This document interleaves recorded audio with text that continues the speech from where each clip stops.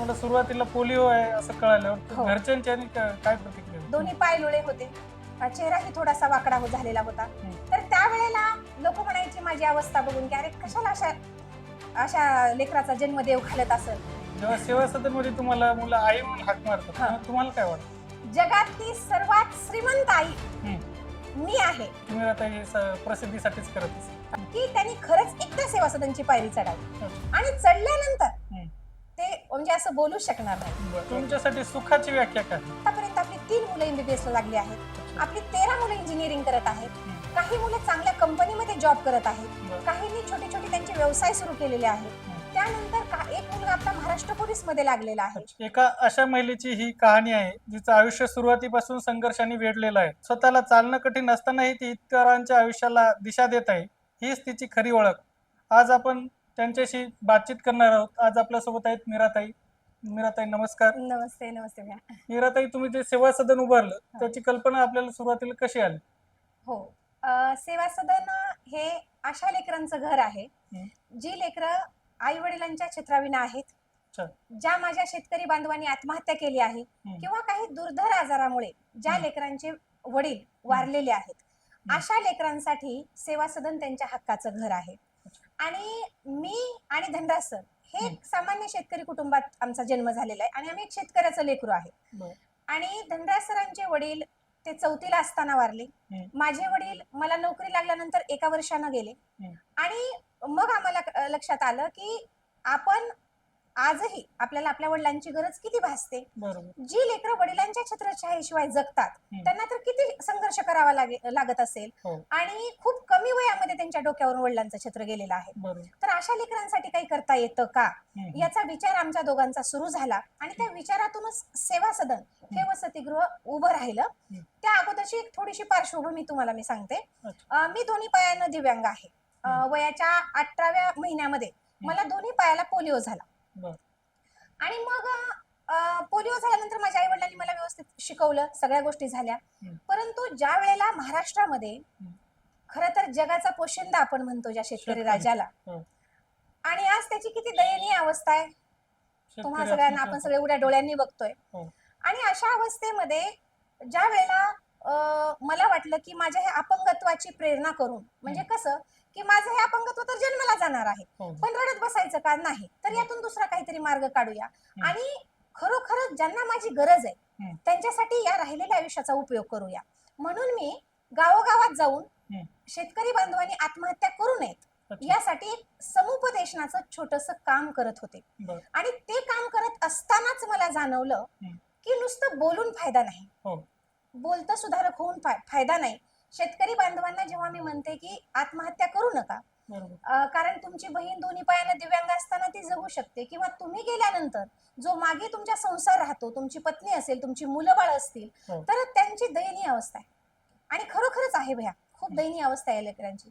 आणि मग असं समजून सांगत असताना त्या गावातली मला काही माणसं म्हणायची की मीराताई, तुम्ही 2 वर्ष अगोदर जर तुम्ही आमच्या गावात आल्या असत्या तर ही अमुक एक आत्महत्या रोखली असती. आणि मग मला तेव्हा कळू लागलं की माझ्या शब्दांना म्हणजे शब्दांना सिरियसली घेतायत लोक आणि ऐकतायत. एक त्यांची बहीण म्हणून, त्यांची लेक म्हणून माझं ऐकतायत. पण माझ्या लक्षात आलं की नुसतं बोलून फायदा नाही, आपण काहीतरी केलं पाहिजे. आता जी लेकरं उघडी झालेली आहेत, म्हणजे ज्या लेकरांच्या डोक्यावर वडिलांचं छत्र गेलेलं आहे, त्यांच्यासाठी आपण काहीतरी करूयात. नुसते सहानुभूतीचे शब्द बोलून किंवा त्यांना हिंमत देऊन चालणार नाही, पण ज्यांच्यावर ही वेळ येऊन गेलेली आहे त्यांच्यासाठी काहीतरी करायला हवं. आणि मग त्यासाठी मी आणि सरांनी असं ठरवलं की आपण आपला संसार करत करत, आम्ही पण काही मोठं म्हणजे परिस्थिती अशी काही आर्थिक परिस्थिती फार काही अशी हे नव्हती. माझी नोकरी, घरची शेतीवाडी सांभाळत आमचा संसार सुरू होता.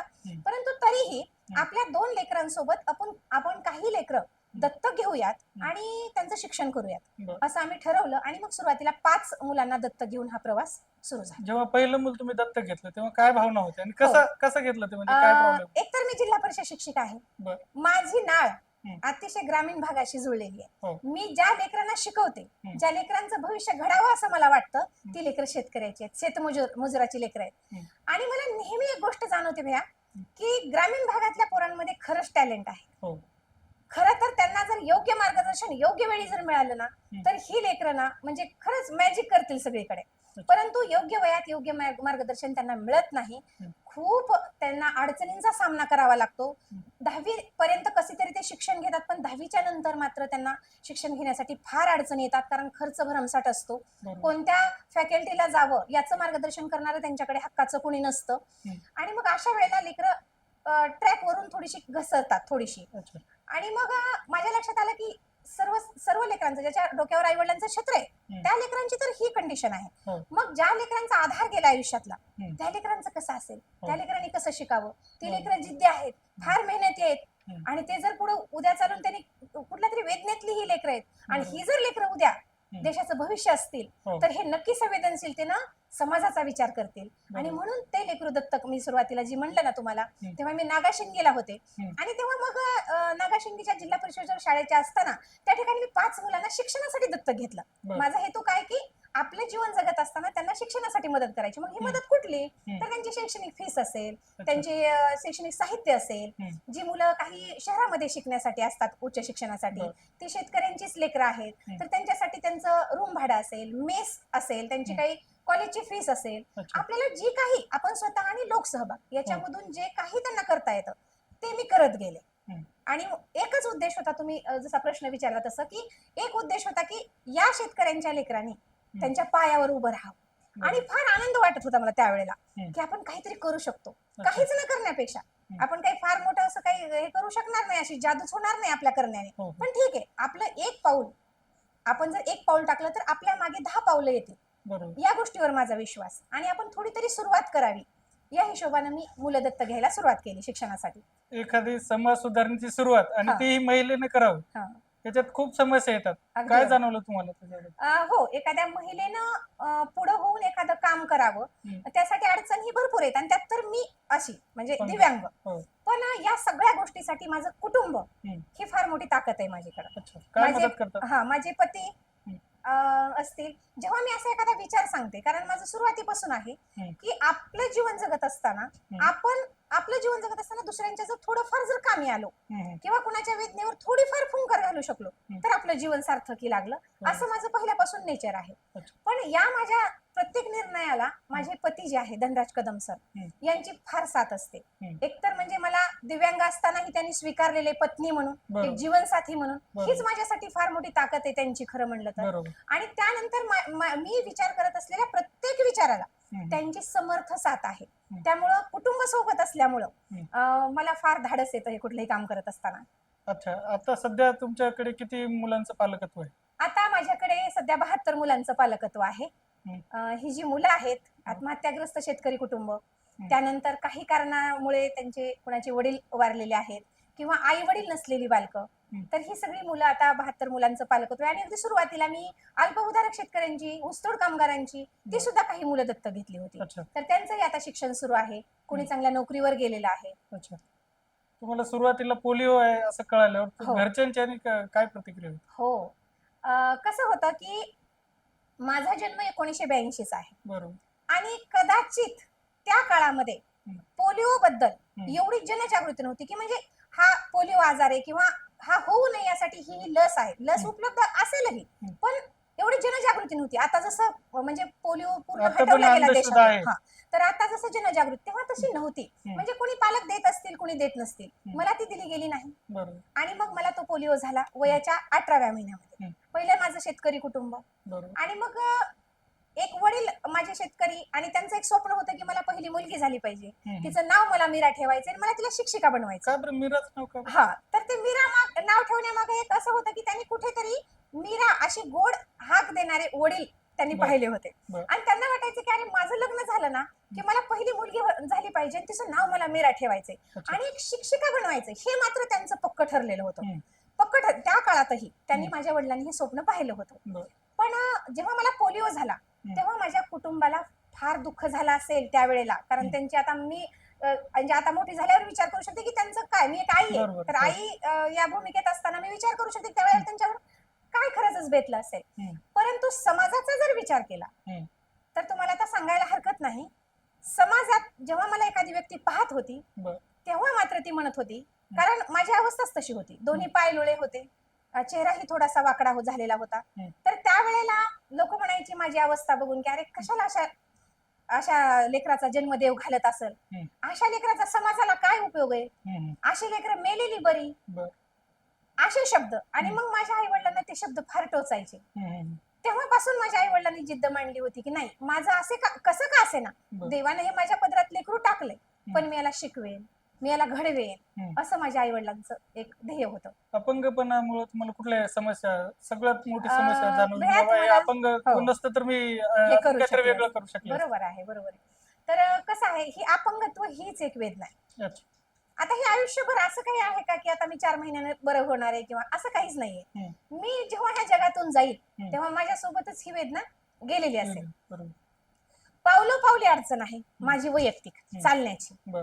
आणि मग आता बघा, मी ज्यावेळेस आता व्याख्यानासाठी बाहेर जाते किंवा मी आता प्रवचन कीर्तन या माध्यमातून पण एक समाज प्रबोधनाचं एक साधन म्हणून ती गोष्ट निवडलेली आहे. मी समाज प्रबोधन आपण याही मार्गातून करू शकतो चांगल्या पद्धतीने. आणि पण एक दृष्टिकोन कसा असतो बघा, ज्या वेळेला एखादा व्याख्याता किंवा एखादं कीर्तनकार किंवा एखादा प्रवचनकार तुम्हाला येताना धडधाकड जेव्हा दिसतो तेव्हा ते लोकांच्या मनामध्ये असतं की नाही हे चालता फिरता येतंय असं. पण मला जेव्हा वेळ देताना किंवा मला तारीख देताना या गोष्टीचा लोक विचार करतात की ताईला उभारता येत नाही. काही लोक विचार करतात. आणि अनुभव आलेला आहे मला, अनुभव आलेला आहे. माझं नाव ऐकून एक जण मला तारीख देण्यासाठी आले होते, पण त्यांना जेव्हा कळालं की मी अपंग आहे, अपंगपणाचा आणि समाज प्रबोधनाचा एवढा फरक पडतो का? हा, तर म्हणजे एक सांगायचं म्हणजे ते काही असं एवढं मोठं दुःख करण्यासारखी गोष्ट नाही, पण एक काही जणांचं म्हणजे आता सगळा समाज तर सारखा नसतो, पण त्यात काही जणांचं असं आहे की बाबा कसं आहे की तुमचं म्हणजे आजकाल जग थोडंसं ग्लॅमरला पण पाहतं सगळ्या गोष्टी. आणि मला ही गोष्ट जाणवते, म्हणजे हे उगीच काहीतरी सहानुभूती मिळवण्यासाठी मी हे बोलत नाही. तर मला त्या 2-3 अनुभव असे आले की जेव्हा लोक ऐकलं त्यांनी नाव आणि मीराताई असं व्याख्यान करतात असं कोणीतरी त्यांना सांगितलं, पण ज्यावेळेस माझ्याकडे ते आले, जेव्हा त्यांनी मला चालताना पाहिलं त्यावेळेस माझी ती तारीख कॅन्सल झालेली आहे. तर ही गोष्ट म्हणजे मला वाटते कधीतरी अडचणीची की नाही बाबा आपण बोलू शकतो, सगळ्या गोष्टी करू शकतो. मला असं कुठलीच अडथळा म्हणजे मला तरी वाटत नाही की मी त्या अपंगत्वाचा कुठे अडथळा माझ्या कामात, माझ्या नोकरीच्या ठिकाणी, माझ्या कुटुंब सांभाळताना, माझी लेकरं सांभाळताना, एवढी मोठी माझी लेकरं आहेत 72, ही सांभाळताना वेगळी आणि शारीरिक अपंगत्व. कारण मी शरीराने जरी अपंग असले तरी मनानं बऱ्यापैकी सक्षम आहे. तुम्हाला असं कधी विचारायला का हे माझ्याकडून काम होणारच नाही? हे काम करत असताना मला कधीही वाटलं नाही की हे काम मी करू शकत नाही. का बरं एवढी प्रेरणा? तर हे याचं एक कारण होतं की पहिलीच आपण शेतकऱ्याची लेकरं म्हणजे शून्यातून उभारलेली लेकरं आहेत. आपल्याला काही गमवायचं दुःख नसतं कधीच. बरोबर. आणि हे काम मी करू शकणार नाही असं मला कधीच वाटलं नाही. कारण काय होतं की कुठूनही जरी मदत नाही आली मला हे काम करण्यासाठी, तरी माझी नोकरी, प्रबोधनाच्या माध्यमातून मी गावागावात जाते, त्या ठिकाणी जनजागृती केल्यानंतर काहीतरी पावलं सेवा सदनकडे वळतील हा ठाम विश्वास माझा होता. काहीतरी कोणीतरी मदतीला येईल आपलं काम जर आपण एवढं निस्वार्थ भावनेने करतोय तर हे समाजाला कधीतरी कळणार आहे आणि काही पावलं तरी निश्चितपणे वळणार आहे. त्यामुळे हे काम होऊच शकणार नाही असं मला कधी वाटलं नाही. आणि दुसरा जो विषय होता, हे काम होणार हे मला का वाटत होतं, कारण मी ज्या लेकरांसाठी काम करणार होते ती माझ्या शेतकरी बांधवाची लेकरं आहेत. आणि मी जर तुम्हाला आज म्हणलं म्हणलं तर मी म्हणत असते की जगातलं सगळ्यात श्रीमंत घर माझं आहे, कारण राजाची लेकरं माझ्याकडे राहतात. राजाची लेकरं आज माझ्याकडे राहतात आणि नक्कीच ही म्हणजे राजाची लेकरं नंतर संवेदनशीलतेने समाजात वागतील आणि काहीतरी वेगळं भविष्य घडवतील. तुम्ही असा उल्लेख केला की राजाची लेकरं, यांच्यावर आत्महत्या करायची का बरं वेळ येते, काय करणार? म्हणजे तुम्ही जवळून बघता? जवळून बघते. म्हणजे आत्महत्या करण्याची कारण कशी आहेत ग्रामीण भागामध्ये, आता तुम्ही पाहता की शेतकरी हा जो खूप जिव्हाळ्याचा खरं तर विषय असला पाहिजे आपल्या देशासाठी, कारण आपण कृषी प्रधान देशात राहतो. पण आज जर बघितलं तुम्ही मला एक माझा शेतकरी बांधव असा दाखवा की जो तुम्हाला सांगेल की नाही माझं छान चाललंय, असं होऊ शकत नाही. कधी निसर्ग असेल, कधी बाजारपेठ असेल, अनेक कारण असतील, परंतु शेतकरी राजा सुखी नाही. मग कुठल्या तरी विवंचनेतून तो आत्महत्या करतोय. मला हे नेहमी जाणवलेलं आहे. म्हणजे ते कुठल्या तरी डिप्रेशन मध्ये असतात, त्यांना काउन्सिलिंगची गरज आहे. आणि काउन्सिलिंग केल्यानंतर मात्र माझा हा शेतकरी बांधव नक्की उभा राहू शकतो, तो ताकदीने लढू शकतो, कारण तो लढवई आहे ना. लढवई आहे तो, काही असा पळपुटा नाहीये, परंतु ती वेळ येते त्याच्यावर. आपण पाहतो की निसर्ग म्हणजे किती कोपल्यासारखा कधी कधी वागतो. हम्म. अगदी लहान लेकरासारखं त्यानं जे पीक वाढवलेलं आहे. बरं. अनेक वेळा पाऊस नाही पडला म्हणून जातं, हम्म. कधी पाऊस पडला म्हणून जातं, कधी बरं. बाजारात भाव मिळत नाही हो. आणि म्हणून आहे त्या परिस्थितीत त्याला राहावं लागतं. बरोबर. तर ही परिस्थिती जर बदलायची असेल हम्म. तर ह्याला एकच पर्याय आहे की शेतकऱ्यांच्या लेकरांनी शिकावं, मोठं व्हावं, त्या सिस्टीमचा भाग व्हावं, बरोबर. जिथे तेच न्याय देऊ शकते, हम्म. असं मला वाटतं. जेव्हा सेवा सदन मध्ये तुम्हाला मुलं आई म्हणून हाक मारतात हा. तेव्हा तुम्हाला काय वाटतं? एका शब्दात सांगते, हम्म. जगातली सर्वात श्रीमंत आई हम्म. मी आहे असं मला वाटतं जेव्हा माझी ही लेकरं आई म्हणून मला आवाज देतात. बरोबर. कारण हे आई होणं हम्म. म्हणजे हेच खूप एक आनंदाची आणि सुखाची आणि समाधानाची गोष्ट आहे. बरोबर. आई होणं हे कुणी असं आई होऊ शकत नाही. हो. आणि मी तर एवढ्या लेकरांची आई आहे. बरोबर. जेव्हा माझी ही लेकरं मला आई या भूमिकेत पाहतात किंवा आई म्हणून हाक मारतात तेव्हा मला वाटतं जगातली सर्वात श्रीमंत आई कोण असेल तर ती ही मीरा कदम आहे. बरोबर. एखादं कुठलंही चांगलं काम करायचं म्हणलं की अडथळे येतात. अगदी सेवा बरोबर. सदन एवढा मोठा परिवार चालवायचा, हो तर मग सामाजिक आणि आर्थिक अडचणी कुठल्या येतात त्याच्या? हो याच्यामध्ये आता आर्थिक अडचण आहे आणि दुसरं असं आहे की याच्यावर कशी मात करायची हे सुरुवातीला आम्ही थोडासा विचार केला होता. पण कसं आहे आता जसजसं मुलांची संख्या वाढते सेवा सदनमध्ये बरोबर. तसा त्यांचा खर्च वाढतोय. हो. बस हे सुरू करणं, मुलं सांभाळणं, त्यांना योग्य ठिकाणी पोहोचवणं म्हणजे अशी आमची दोघांची संध्याराज सर आणि माझी अशी असं स्वप्न असतं, अशी इच्छा असते की आपल्याकडे येणारं प्रत्येक लेकरू त्याला उज्ज्वल भविष्यच मिळालं पाहिजे. उज्ज्वल भविष्य म्हणजे फक्त शिक्षणातच का दुसरंही कुठलं नाही. क्षेत्र? नुसतं शिक्षणात नाही, अच्छा. तो शिक्षण तर त्याला घ्यावंच पण समाजातला एक चांगला नागरिक म्हणून त्यानं वावरावं, अच्छा. त्याच्याकडे एक संवेदनशील मन असावं हम्म. असं आम्हाला वाटतं. मग हे करत असताना आर्थिक अडचणींचा सामना नक्कीच करावा लागतो. सरकारकडून नाही काही असं पैसे वगैरे मिळत असतात का? नाही, आपल्या सेवा सदनला कुठलीही शासकीय मदत मिळत नाही. दुसऱ्या एनजीओ ना मिळतात? नाही, त्या ज्या एनजीओ असतील त्यांना काही फंड्स वगैरे मिळत असतील परंतु आपल्या एनजीओ साठी मात्र कुठलाही शासकीय फंड नाही आपल्यासाठी. तर हे सगळं लोकसहभागातून आणि माझं जे काही पगार आहे आपल्या शेतातून जे काही येतं अच्छा. ह्या सगळ्यांमधून आपण हे सेवा सदन उपक्रम चालवतो. बरोबर. आणि हे करत असताना जे मुलांच्या उच्च शिक्षणासाठीचा जो खर्च आहे, आता इथलं कसं बऱ्यापैकी आपलं कसं होतं की काही संवेदनशील मनाची माणसं आता सेवा सदनला जुळली आहेत. अच्छा. काही एखाद्या माणसाचा प्रकर्षाने उल्लेख करावा वाटतो असं? आता तसा जर मी उल्लेख केला तर कारण अनेक माणसं आहेत, तसं एकाचा मी उल्लेख नाही करू शकत कारण अनेक हात आता सेवा सदनला आधार देत आहेत बरोबर. आणि त्या सगळ्यांचे हात या सेवा सदनला लागले म्हणूनच खऱ्या अर्थानं हे घर खऱ्या अर्थानं ते उभं आहे. तर अनेक संवेदनशील मन आहेत जी आता जुळलेली आहे सेवा सदन परिवाराशी, ज्यांना मी कधी संकटामध्ये आवाज देऊ शकते आणि त्यांना वाटतं की नाही आपली एक बहीण आहे, आपली बहीण दोन्ही पायाने अपंग असताना तिचं सगळं आयुष्य हे पणाला लावते तर आपल्याला काय हरकत आहे ही मदत करायला. पण जेव्हा मुलांच्या उच्च शिक्षणाचा प्रश्न येतो, जेव्हा मुलं मला बाहेर ठेवायची असतात, शहरात ठेवायची असतात, तेव्हा मात्र तो खर्च हा न पेलणारा असतो. कारण सगळ्या शैक्षणिक संस्था तुम्हाला मदत करतील असं नाही. बरोबर. काही ठिकाणी जी ठरलेली फीस आहे ती त्यांना द्यावीच लागणार आहे. क्लासेसची फीस असते मुलांच्या, त्यांचं रूम भाडं आहे, मेस आहे. तर या सगळ्यासाठी मला वाटतं की समाजानं संवेदनशीलतेने या सामाजिक उपक्रमाचा माझा विचार करावा. काही लोक असं पण म्हणत असतील की मीराताई प्रसिद्धीसाठीच करत असेल, काय त्यांना काय उत्तर द्याल? हो हो हो मग एक तर भैया मी सांगते की या उपक्रमाबद्दल म्हणजे प्रसिद्धीसाठी मीराताई करतायत असं तर कोणी म्हणत नसेल असं मला वाटतं. पण जसं तुम्ही प्रश्न विचारला की त्या लोकांना काय उत्तर आहे, तर त्या माझ्या भावांना किंवा बहिणींना माझं हेच उत्तर आहे की तुम्ही कदाचित सेवा सदनची पायरी अजून चढलेली नाही. जेव्हा तुम्ही त्या सेवा सदन या पवित्र वास्तूमध्ये याल, माझी मुलं कोणत्या संघर्षातून उभी राहत आहेत, त्यांचा काय बॅकग्राऊंड आहे, काय माझ्या पोरांचं बॅकग्राऊंड काय आहे, ती कशा पद्धतीने उभी राहत आहेत, ती कुठल्या परिस्थितीतून मी उचलून आणलेली लेकरं आहेत आणि आता ती कुठल्या पदाला जात आहेत, हे जेव्हा तुम्ही हळूहळू पाहताय त्यांचं प्रगती, जे पाहताय ते असं बोलणार नाही. सेवा सदनच्या मुलांचा आलेख काय काय काय करतात? हो ना, मी सांगते ते पण या लोकांसाठी एक उत्तर आहे की त्यांनी खरंच एकदा सेवा सदनची पायरी चढावी आणि चढल्यानंतर ते म्हणजे असं बोलू शकणार नाही. आणि तुम्ही जसं म्हणलात की आतापर्यंत काय करतायत आपली मुलं, तर आतापर्यंत आपली 3 मुलं MBBS ला लागली आहेत, आपली 13 मुलं इंजिनिअरिंग करत आहेत, काही मुलं चांगल्या कंपनीमध्ये जॉब करत आहेत, काहींनी छोटे छोटे त्यांचे व्यवसाय सुरू केलेले आहेत. त्यानंतर एक मुलगा आपला महाराष्ट्र पोलीस मध्ये लागलेला आहे, काही मुलं CA ची तयारी करत आहेत, काही MPSC UPSC ची तयारी करत आहेत, काही हॉटेल मॅनेजमेंटचा कोर्स करून आज चांगल्या हॉटेलमध्ये ते जॉब करत आहेत आणि काही दिवसात मला वाटतं IAS, तहसीलदार, PSI आपल्या सेवा सदन मधून बाहेर पडायला काय हरकत नाही. अपेक्षा आहे आणि शुभेच्छा सुद्धा आहे. नक्कीच आहे. असा एखादा प्रसंग आहे का एखाद्या मुलासाठी तुम्ही फंड रेज करता आणि हो. त्यावेळेस तुम्ही खचून गेले बाबा, हो, कुणाची हो, हो. मदत मिळाली नाही. एक आहे प्रसंग भ्या, हं. की करण संतोष राऊत अच्छा. नावाचं एक लेकरू हं. माझं, हं. जे आत्महत्याग्रस्त शेतकरी कुटुंबातलं, हं. आपल्या सेनगावचा, अच्छा. आणि तो 7वीला असताना हं. त्याच्या वडिलांनी विष पिऊन आत्महत्या केली. हं. 2 मुली होत्या. हं. हा एक करण बरं. कर्जाचा डोंगर झालेला, हं. आणि निराशे पोटी हं. त्याच्या वडिलांनी आत्महत्येचा मार्ग स्वीकारला. अरे. या लेकराच्या माझ्या डोळ्यात देखत त्याच्या वडिलांनी विष पिलं होतं.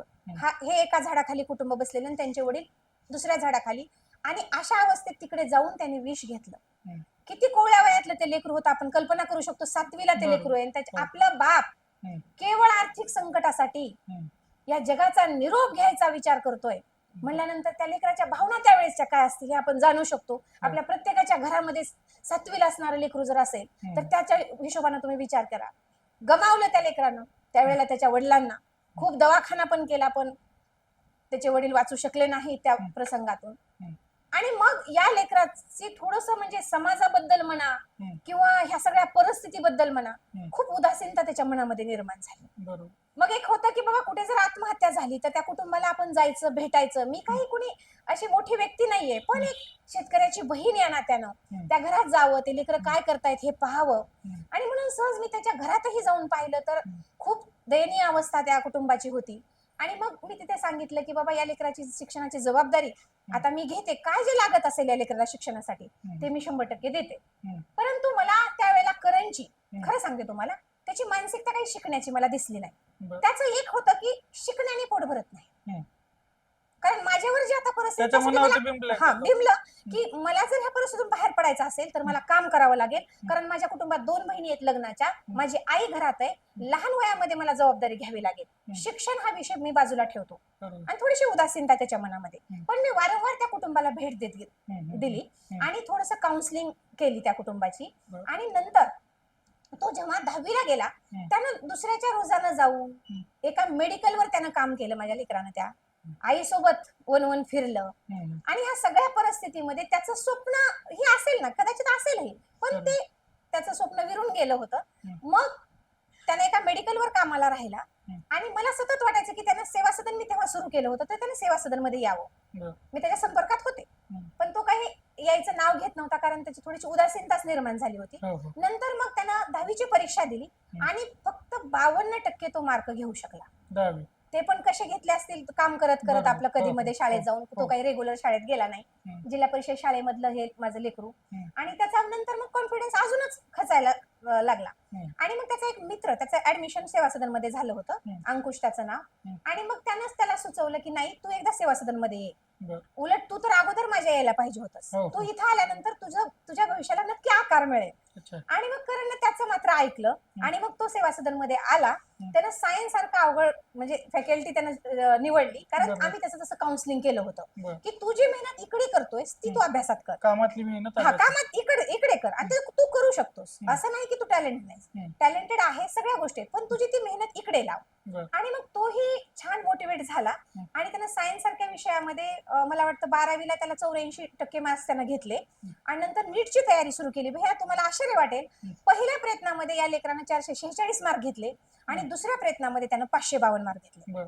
552 मार्क घेतल्यानंतर सुद्धा आता मला सांगा, एक लेकरू ज्याला इंग्रजीची काही वाक्य सुद्धा वाचता येत नाहीत, अशा लेकरानं नीट सारख्या एक्झाम मध्ये नीट म्हणजे त्यानं 552 मार्क घेणं हे किती कठीण काम असेल. आणि सेवा सदनशी जुळलेल्या कित्येक लोकांनी त्याला अभ्यास करताना पाहिलेलं आहे, त्याची मेहनत त्याने उघड्या डोळ्यांनी पाहिलेली आहे. ते सुद्धा म्हणजे असे आश्चर्यचकित व्हायचे की बाबा कशी मेहनत आहे या लेकराची. 552 मार्क घेतल्यानंतर सुद्धा ते लेकरू म्हणजे गव्हर्नमेंट कॉलेजला लागू शकत नव्हतं. सेमी गव्हर्नमेंटला त्याचा नंबर लागला. आताच जे ईश्वरपूर आहे सांगली जिल्ह्यामधलं, तिथं प्रकाश इन्स्टिट्यूट मध्ये त्याचा नंबर लागला. आणि मग आता 11,84,000 हा मोठा फंड होता. तर काय करायचं म्हणजे एवढा फंड जमा करण्यासाठी. तर मग तो म्हणला, आई एवढा फंड आपण जमा करू शकत नाही, हे काही तोंडचं माप नाही, मी अजून एक परीक्षा देतो आणि नंतर मी गव्हर्नमेंटला लागतो, तुझं ओझं कमी होईल. म्हणलं बाळा, मी ओझं म्हणून कधी तुम्हाला सांभाळलेलं नाही, तू अभ्यास केलास, तू स्वतःला प्रूव्ह केलंस, आता हा निसर्ग ठरवेल की तुझ्या बाबतीत काय करायचं.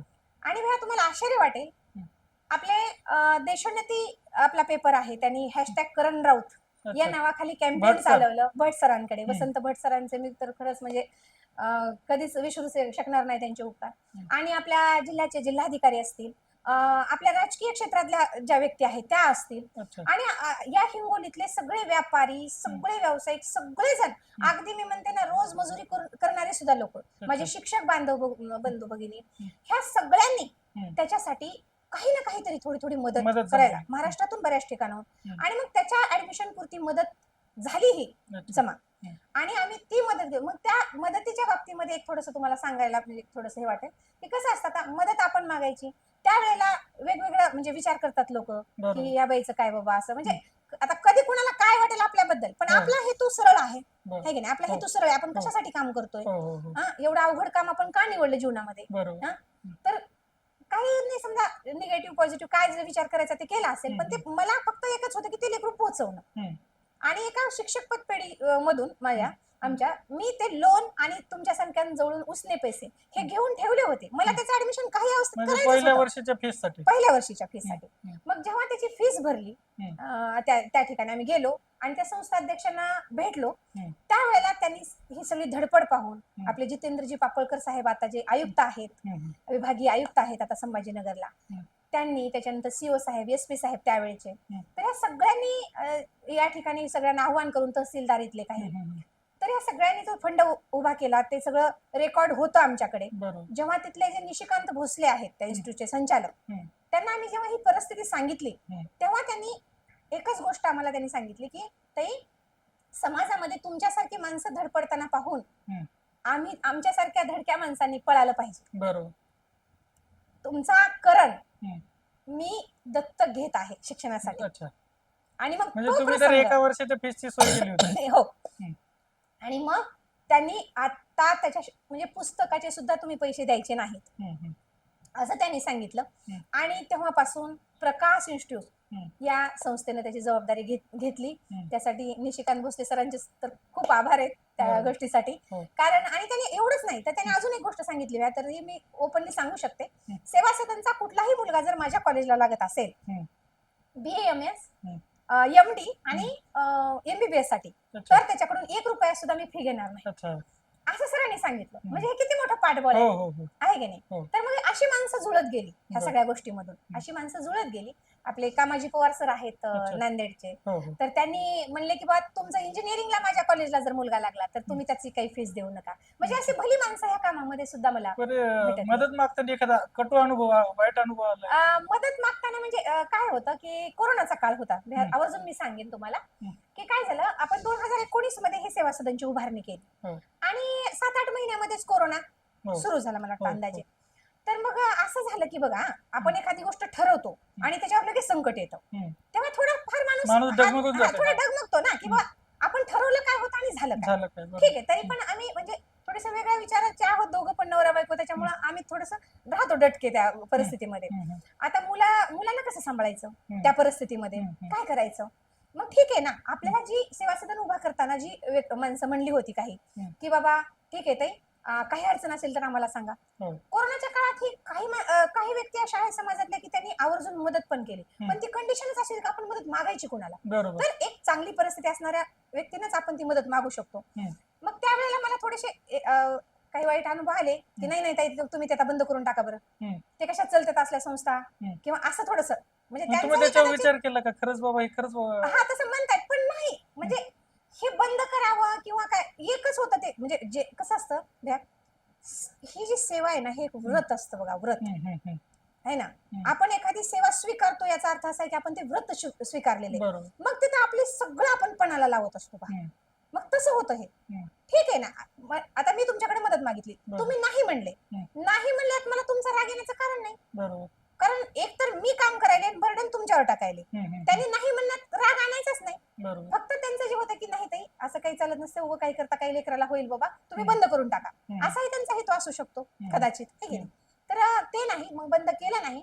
त्यावेळेला मी माझं सॅलरी लोन केलं त्याच पिरियडमध्ये, आणि मग तो काळ आम्ही निभावून नेला. कारण माझी व्याख्यानं बंद झाली होती, लोकांचं येणं बंद झालं होतं, तर हे फार कठीण गोष्ट होती त्यावेळेला. पण ठीक आहे, तुम्हाला 2 आपत्ती आहेत. हो तुम्ही दुसऱ्या मुलावर पण प्रेम करता. हो कधी त्यांचं असं होतं का आई तू त्यांच्यापेक्षा आमच्यावर थोडं कमी प्रेम करते? या बाबतीत मी प्रेमाचा हिस्सा जास्त हो कोणाकडे आहे? या बाबतीमध्ये भैया मी एवढी भाग्यवान आहे ना. हं, आदित्य आणि प्रज्ञा अशी 2 मुलं मला. हं, तर आता विचार करा माझी मुलीने आता 10वी आता म्हणजे 10वीची परीक्षा दिली आहे हं. आणि मुलगा आता एमबीबीएस करतोय. बरं. तर 7 वर्षापूर्वी ती मुलं फारच लहान. लहान. तर ज्यावेळेला मी त्यांना सांगितलं होतं, की आता बाळांनो आपल्याकडं तुम्हाला तुमच्यासाठी आज अनेक भावंड येणार आहेत. हं, हं, तर ते एवढ्या आनंदाने उड्या मारत होते. हं, आणि माझा मुलगा जो आहे आदित्य, हं, ज्यावेळेला ही नवीन मुलं आणली होती, हं, तेव्हा ते रमत नव्हते ना. हं, हं. आता एवढ्याशा लेकराला काय कळतंय भविष्याचा बरोबर. विचार वगैरे, हो, ती हो. त्यांची परिस्थिती कुठली, हो. आम्ही समजून घेतलं. हं. त्यावेळेला माझ्या मुलांना ही मुलं सांभाळताना मला एवढी मदत केली,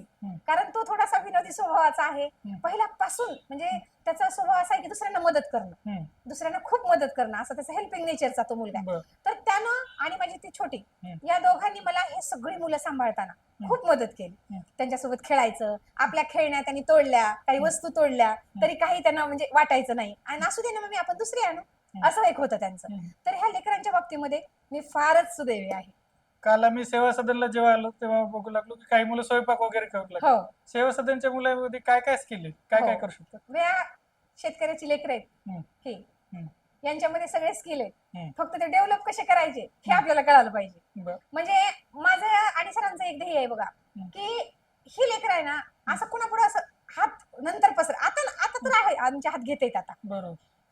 पण नंतर त्यांना भविष्यामध्ये ते मोठे झाल्यावर कुणापुढे असे हात पसरायची वेळ येऊ नये. हं, हं. कारण शेवटी ती राजाची, शेतकरी राजाची लेकर आहेत. बरोबर. मग आम्हाला काय वाटतं माहितीये का, ती आळशी नाही झाली पाहिजे, हं. ती मोबाईलच्या आहारी नाही गेली पाहिजे, हं. आणि त्यांनी खूप शिकावं, हं. प्रत्येक गोष्ट त्यांना आली पाहिजे. हं. अहो सगळ्यातून जरी सुटले हं. तरी त्यांच्याकडे जर स्वयंपाक करण्याचं स्किल असेल हं. तर ते हॉटेल सारखा व्यवसाय सांभाळू शकतील की नाही, बरोबर. साधी गोष्ट आहे. हो. किंवा घरातून किचन ते चालवू शकतील, आता तर ऑनलाईनचा जमाना आहे सगळा, हो, हो, हो. घरातून ते चालवू शकतील त्यांचा हं, बिझनेस. हं, हं. म्हणजे काहीही होऊ शकतं. हं. पण आपलं काम काय आहे, त्यांचं आता आहे ते स्किल डेव्हलप करायचं. हं. आपल्या सेवा सदनचे मोठे जे काही कार्यक्रम होतात त्याचं इव्हेंट मॅनेजमेंट कसं करायचं, ते स्वतः करतात. हा, त्याच्यानंतर तिथली सेवा सदनचं सगळं मॅनेजमेंट रोजचं मुलंच करतात.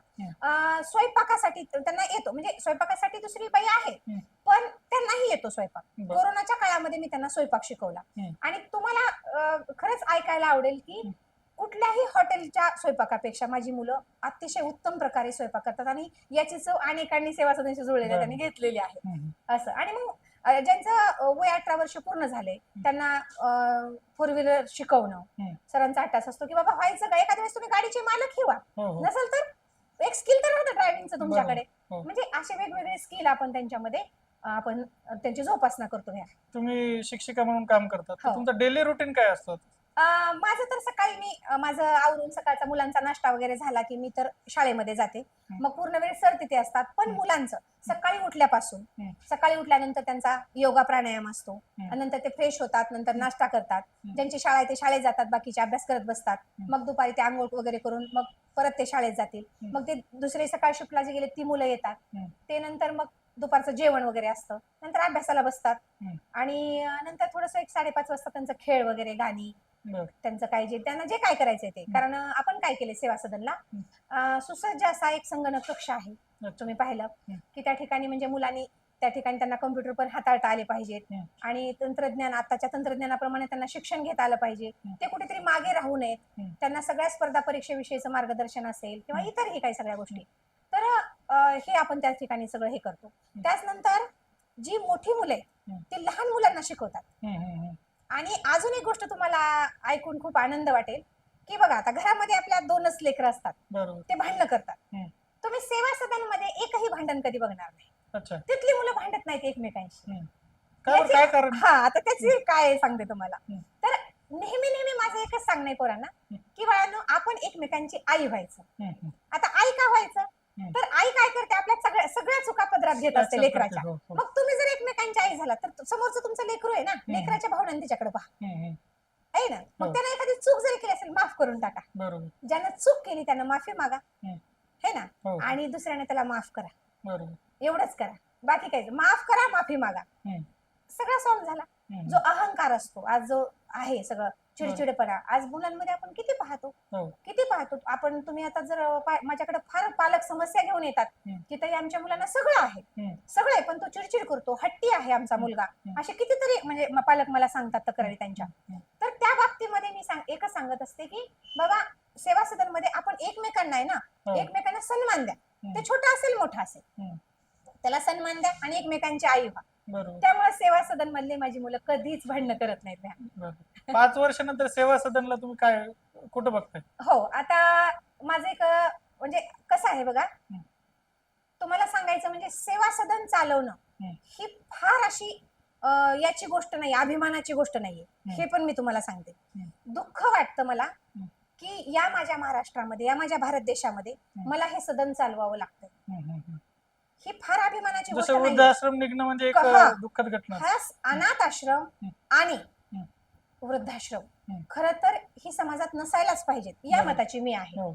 पण आता त्याला इलाज नाही. जी मुलं पोरकी झालेली आहेत मायेला, त्यांना आपल्याला माया देणं आवश्यक आहे, हो की नाही? तर फार असं हे काम मोठं व्हावं अशी माझी कधीच इच्छा नसते. हे बंद व्हावं. कुणाच्या डोक्यावरून वडिलांचं छत्र जाऊ नये, कुणाच्या डोक्यावरून आईचं छत्र जाऊ नये, या विचाराची मी आहे. पण तरीही हे काम पुढं कसं करायचं, तर आता माझी सगळ्यात मोठी खंत एक आहे की आता जी बिल्डिंग आहे सेवा सदनची, ही किराया नाही, 27,000 रुपये भाडे आहे त्या बिल्डिंगचं, बरं का? स्वतःची जागा अजूनही आपल्याला नाहीये. जागा घ्यावी एवढं आपलं बजेट नाहीये. मग मुलींचा शिक्षणाचा जो प्रश्न आहे की या कुटुंबातल्या ज्या मुली आहेत, काही मुली अनाथ आहेत, काही मुलींना वडील नाही, फार बिकट परिस्थिती आहे, मुली शिकण्यासाठी फार धडपडतात, त्यांच्यासाठी मी काहीच नाही करू शकत. जागेचा अभाव आहे माझ्याकडे, मॅनेजमेंटचा म्हणजे अभाव आहे, आता मुलंच आहे. ही जी सगळी ती मुलं आहे, पण मला मुलींसाठी सुद्धा काम करायचं. पण हे कसं कसं होतंय त्या, आणि आपली जी मुलं स्पर्धा परीक्षेसाठी पुण्या मुंबई सारख्या शहरात जातात, तर ते सगळं त्यांची व्यवस्था इथंच कशी होईल यासाठी माझे आता थोडे आहेत. आता बघूया ते किती आता पुढे जातात प्रयत्न, पण माझे आहेत सुरू त्यासाठी. तुमच्यासाठी सुखाची व्याख्या काय? माझ्यासाठी सुखाची व्याख्या हीच आहे की जर कुणाच्या वेदनेवर आपण फुंकर मारू शकत असू तर ते सुख आहे माझ्यासाठी. म्हणजे मी अशी व्यक्ती आहे की मला दुसऱ्याच्या आनंदाने आनंद होतो आणि दुसऱ्याच्या दुःखाने दुःख होतं. आणि मग मला वाटतं की सुखाची व्याख्या ती आहे. सुख म्हणजे तुम्हाला कुठल्या साधनात नाही सापडणार की घरात मी अमुक एक गोष्ट आणली म्हणजे मला सुख मिळेल, नाही. माझा जो ध्येय आहे, माझ्या या आयुष्यातला जो वेळ आहे, माझ्याकडे जो पैसा आहे, तो मी कोणत्या कामासाठी वापरते, त्या सगळ्या गोष्टीमधून कुणाचं आयुष्य उभं राहतंय का, त्याचा कुणाला आधार होतो का, ही माझी सुखाची व्याख्या आहे. माझ्या कुठल्या एका साथीमुळं, माझ्या सहाऱ्यामुळं जर कुणाचं आयुष्य उभं राहत असेल किंवा थोडा वेळ का असेना त्याच्या चेहऱ्यावर आनंद वाटत असेल, तर ते माझ्यासाठी सुख आहे भया. अच्छा. आणि सेवा सदन चालवताना एखादा असा प्रसंग आला का तुम्ही डगमगले? हा, तर डगमगले होते किंवा माझ्या आयुष्यामध्ये म्हणजे मागच्या वर्षी 2025 ला 15 मार्च या दिवशी माझ्या मिस्टरांचा, म्हणजे माझे जे जीवनसाथी आहे धनराज कदम सरांचा फार मोठा कार ऍक्सिडेंट झाला. त्यावेळेला म्हणजे मी दुसऱ्या कुठल्याच परिस्थितीने डगमगले नाही, आर्थिक परिस्थितीने मी डगमगणार नाही कधीच. त्यासाठी मी काही ना काही पर्याय करेन, किंवा आता एवढी संवेदनशील व्यक्तिमत्व माझ्या सोबत आहेत तर मी ती त्याच्यासाठी डगमगणार नाही. पण ज्या वेळेला ती परिस्थिती आली होती मागच्या वर्षी की साहेबांचा म्हणजे ऍक्सिडेंट झाला होता, कार ऍक्सिडेंट, योगायोगानं सुदैवानं ह्या लेकरांच्या आशीर्वादानं, तुमच्यासारख्यांच्या आशीर्वादानं त्यांना लागलं काहीच नाही, परंतु फार मोठी एक दुर्घटना. आणि त्यावेळेला मात्र मी डगमगले होते, कारण हा जो माणूस आहे ना, हा पाठीशी असणं किंवा सोबत असणं फार महत्वाची गोष्ट आहे माझ्यासाठी. अच्छा. तुम्ही समाजासाठी काय संदेश द्याल? म्हणजे तुम्ही म्हणताय की अनाथ लोक माझ्याकडे नाही, हेच एक वेदना आहे, त्यांनी तिकडे जर त्यांना कोणाचा आधार मिळाला तर ते चांगले असतील, तर तुमचा काय संदेश आहे? माझा एकच संदेश आहे या सगळ्यांसाठी, म्हणजे एक त्यांची लेक म्हणून, बहीण म्हणून सगळ्यांची, की बाबा ज्याच्यावर वेळ आहे ती वेळ काही अशी आयुष्यभरासाठी नसते. कुणावरही असू द्या, एखाद्या लेकरावर असू द्या, एखाद्या व्यक्तीवर असू द्या, कुणावर का असेना, ती वेळ काही अशी खूप दिवसांची किंवा खूप वर्षाची नसते. काही काळ असतो ज्या वेळेला त्या व्यक्तीला आपली गरज असते बघा. आणि ही तर चिमणी पाखर आपल्या आजूबाजूला असतात बघा. आणि म्हणजे खूप येतो वेदना सांगायचं म्हणजे तुम्हाला, की आता जे माझ्याकडे मुलं आहेत ना, त्यांना पण काही नातेवाईक असतीलच ना, है का नाही? तर मला वाटतं की आपल्या घरात अशी घटना घडलेली असेल किंवा आपल्या गावात अशी घटना घडलेली असेल, तर त्यांना सांभाळावं. हं. म्हणजे याच्यामुळे काय होईल, तर समाजाबद्दलचा एक सकारात्मक दृष्टिकोन त्या लेकरामध्ये निर्माण होईल, की नाही माझी वाईट वेळ होती ना तेव्हा माझ्या मदतीला सगळेजण आले. मग बरोबर. मी पण मोठा झाल्यावर किंवा मी माझ्या पायावर उभारल्यावर मी समाजाच्या कामी आलं पाहिजे. संवेदनशीलता जागली. संवेदनशीलतेची ही साखळी, माणुसकीची ही साखळी बरोबर. पुढे चालत राहील. हं. म्हणून मला असं वाटतं की प्रत्येकानं आपल्या चौकटीत विचार न करता हं. कुठेतरी थोडस चौकटीच्या बाहेर, हे बा सगळंच द्यायचं नाही आपल्याला, बरोबर. काही सगळंच आपण कमावलेलं द्यायचं नाहीये. हं. पण ठीक आहे ना, आपण जेवत असताना एक घास ताटातला काय काय हरकत आहे नाही का बरोबर. द्यायला समोरच्याला. हो. तर मला असं वाटतं की ही संवेदनशीलता समाजानं खूप जपावी. तर आज आपण अशा व्यक्तीची कहाणी ऐकली जिनं स्वतःचं सगळं सर्वस्व आपल्या 72 मुलांसाठी अर्पण केले. नमस्कार ताई, तुम्ही आम्हाला वेळात वेळ काढून या कार्यक्रमात सहभागी झाला त्याबद्दल तुमचे खूप खूप आभार. खूप धन्यवाद भैया, तुम्ही पण मला या ठिकाणी बोलवलं. खूप धन्यवाद.